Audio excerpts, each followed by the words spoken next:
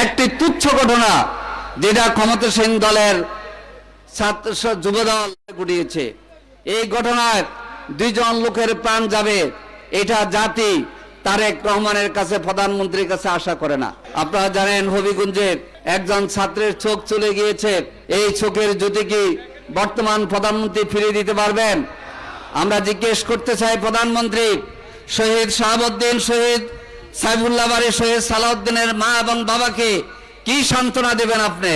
আমির জামাত দেখা করে এসেছেন, তার মায়ের কান্না, তাদের দুজনের মায়ের কান্না থামানো যাচ্ছে না। এজন্য আমরা আজকে দাবি জানাতে চাই, 6 জনকে অভিযুক্ত করে মামলা দেওয়া হয়েছে, এখনো 2 জনকে গ্রেফতার করা হয়নি।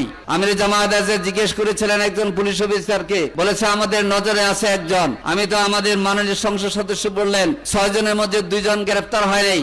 সবচেয়ে চিহ্নিত সন্ত্রাসী পলাশকে আগামী 24 ঘন্টার মধ্যে গ্রেফতার না করলে সকল দায়িত্ব প্রশাসনকে নিতে হবে। আমি ডিসি এবং এসপির দৃষ্টি আকর্ষণ করে বলতে চাই, আপনারা জনসমাবেশ দেখছেন, আমরা আইনের শাসনে বিশ্বাস করি। আইন জনগণের হাতে তুলে নেওয়ার জন্য আপনারা দেবেন না। আমরা আইনের শাসনে বিশ্বাস করি।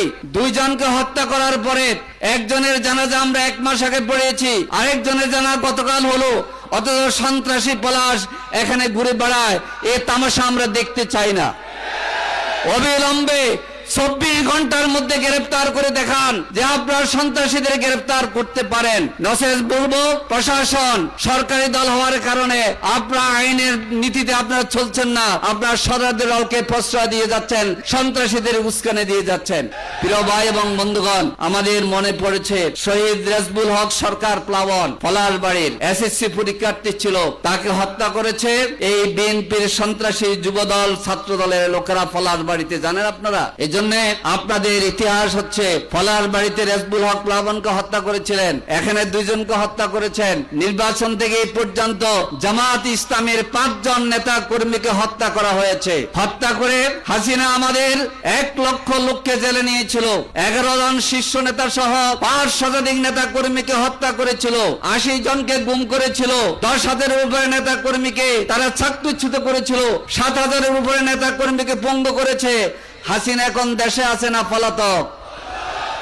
আওয়ামী সন্ত্রাসীরা এখন ঘুরতে পারে না পলাতক? এর জন্য আমরা বলতে চাই, আপনারা একসময় মাজলুম ছিলেন বলে ধারণা আছে, আমরাও বলি, কিন্তু এখন সন্ত্রাসের হাত আপনারা যদি না গুটিয়ে নেন, এই দেশের জনগণ আপনাদের বিচার আবার করতে বাধ্য হবে ইনশাআল্লাহ।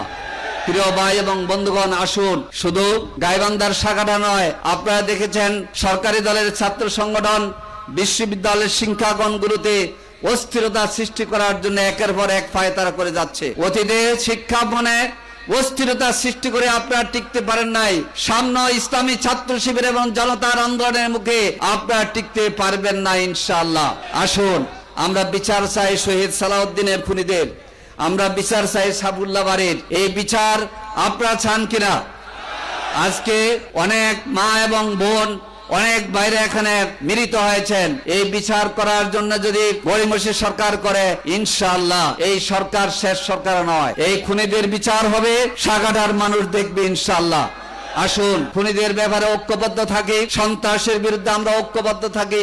আর ইনসাফের বাংলাদেশ, 5ই আগস্টের বিপ্লবের মাধ্যমে যে জুলাই বিপ্লবের স্লোগান ছিল, বুকের মধ্যে অনেক জ্বর, বুক ফেরেছে গুলুগর, সে আবু সাইদ মুগ্ধর বাংলাদেশ, বৈষম্য মুক্ত বাংলাদেশ গড়ার জন্য যে হ্যাঁ ভোটে ভোট দেওয়ার মধ্য দিয়ে জুলাই সনদের পক্ষে জনগণ রায় দিয়েছে, সেই গণভোটে রায় বাস্তবায়ন করার জন্য ঐক্যবদ্ধভাবে সংগ্রাম আমরা অব্যাহত রাখবো। আল্লাহ হাফেজ। বাংলাদেশ জিন্দাবাদ। বাংলাদেশ জামাত ইসলামী জিন্দাবাদ।